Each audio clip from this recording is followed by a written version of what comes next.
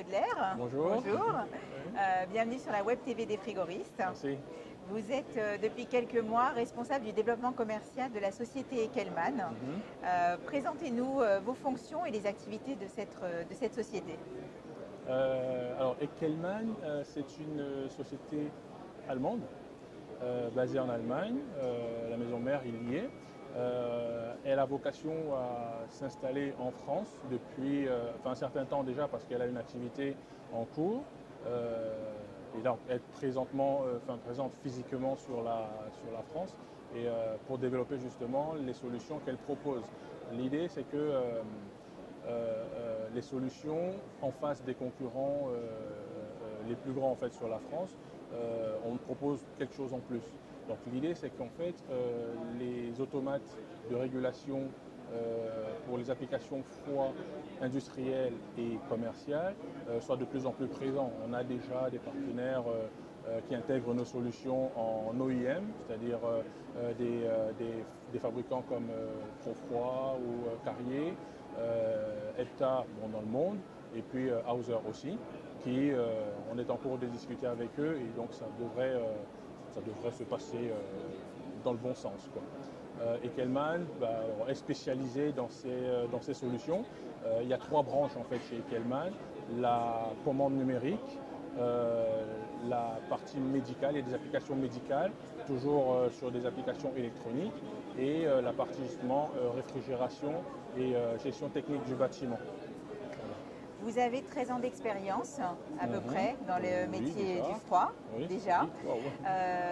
Vous avez un très beau parcours d'études, un parcours exemplaire, BTS, IFI. Qu'est-ce qui vous a amené sur ce poste aujourd'hui? En fait, je pense que c'est une suite logique en fait. Moi, j'ai fait une formation technique depuis ma classe de première, voilà, en froid et climatisation. Suivi effectivement par un DUT en génie thermique et énergie, et puis par la suite à l'université avec une maîtrise en gestion des systèmes industriels et spécialisation dans la qualité. Effectivement, oui, c'est vraiment mon métier dans la succession, et le fait que je sois à ce poste aujourd'hui, c'est pour avoir occupé plusieurs postes, on va dire, dans la structuration de mes compétences, donc du bureau d'études, études techniques, jusqu'à dimensionnement des appareils, ensuite référent technique, ensuite chargé d'affaires chez des fabricants, et puis responsable aussi d'une agence de distribution, et pour finir justement sur un poste de direction comme celui-ci. Votre choix d'orientation sur des métiers plus bureau d'études et commerciaux, c'est un vrai choix de ne pas avoir été sur le terrain dès le départ et de vous orienter directement sur cette partie-là du métier? Oui, ça a été un choix. Peut-être pas appréhension du terrain déjà d'abord, mais surtout par volonté de bien maîtriser, on va dire, la théorie en fait de nos applications. Et puis par la suite, j'en ai fait un petit peu du terrain, mais vraiment en support aux installateurs notamment.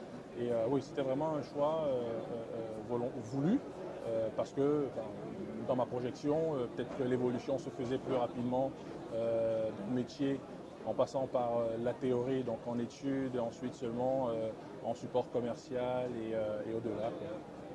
Le fait d'avoir fait l'IFI était incontournable dans ce parcours-là? Sincèrement, oui. De mon point de vue, ça m'a apporté beaucoup, parce qu'effectivement, c'est une formation complémentaire, c'est-à-dire avant même d'avoir repris une formation, on va dire universitaire à proprement dit, j'ai quand même fait ce détour par l'IFI, parce que c'est une référence déjà, parce que je confirme que c'est bien une référence par rapport à la qualité des formations, des compétences et des connaissances qu'on y donne. Oui, c'est incontournable, je pense. Vous avez chez Ekelman cette triple compétence qui est de travailler en allemand, en anglais et en français. Oui. Est-ce que entre le métier en Allemagne du froid et le métier en France, que vous êtes en train de développer des activités allemandes en France, quelle différence majeure vous voyez entre les deux pays? D'un point de vue technique, alors, il y a deux façons de voir, hein, moi je dirais, d'un point de vue technique justement et d'un point de vue commercial.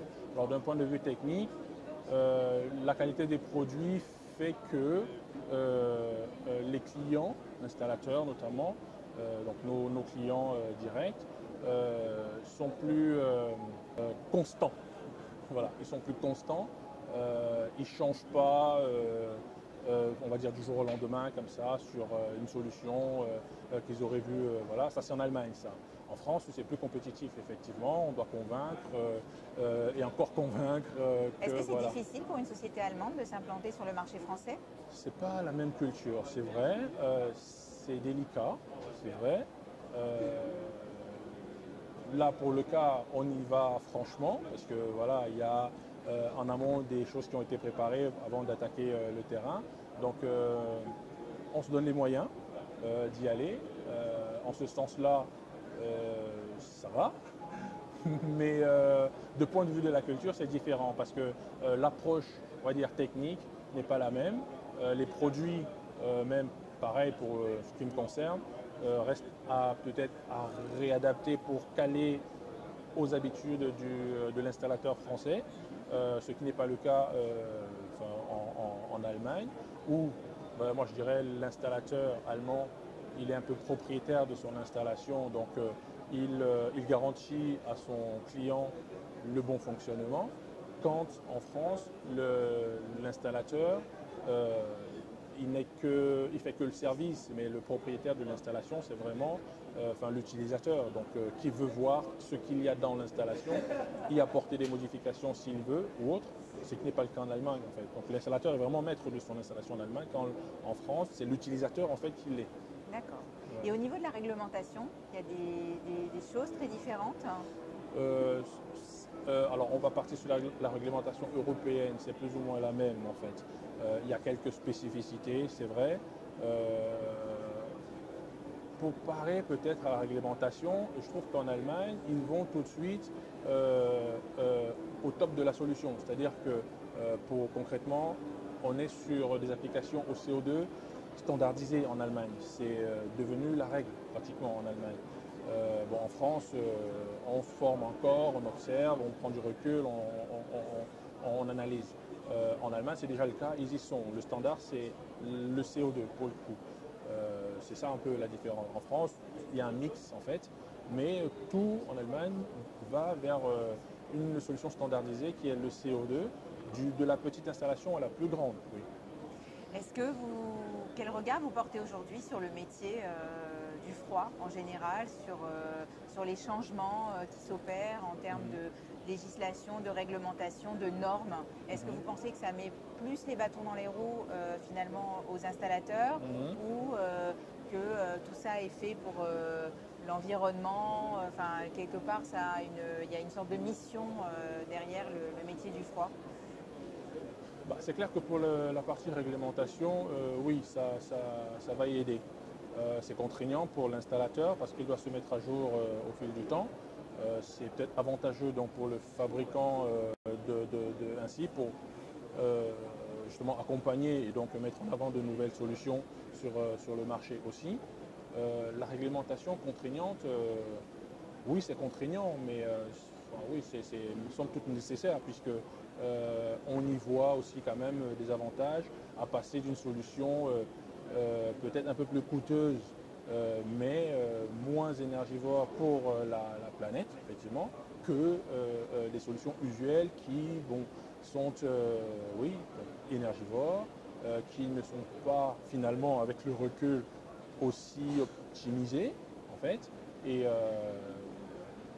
moi j'ai l'exemple en fait d'un grand installateur national qui recherche justement ces solutions d'optimisation pour offrir à ses clients finaux des économies, lui garantissent cela. Et d'ailleurs, c'est un contrat entre les deux. Donc la réglementation, oui pour la planète, oui aussi pour l'installateur, parce que finalement, ça va simplifier, moi je pense, certaines choses. Complexes pour la mise en œuvre, mais à la fin, ça finit par simplifier, parce que sur les applications au CO2, par exemple, je dirais, finalement, c'est beaucoup plus simple. C'est beaucoup plus simple. Où peut-on voir les installations Ekelman aujourd'hui? Aujourd'hui, les solutions Ekelman sont appliquées sur des installations du type supermarché. Donc le groupe Métro, par exemple, on y a quelques installations, oui. On est partenaire, on a un partenariat avec des fabricants, donc en France notamment, qui Profroid, par Carrier, oui, Carrier, Profroid, qui intègrent nos solutions sur leur centrale frigorifique, sur certains meubles, certaines vitrines réfrigérées, voilà, sur Métro, sur les magasins Norma aussi, on en a quelques-unes. Alors j'ai eu compris, parce que là je travaille encore sur ce référencement, mais j'ai eu avant aussi que sur certaines installations de Carrefour, on en avait quelques-unes. Donc voilà, c'est à peu près celle que je connais jusqu'ici. Très bien. Je vous remercie. Merci à vous. Bonne journée. De même.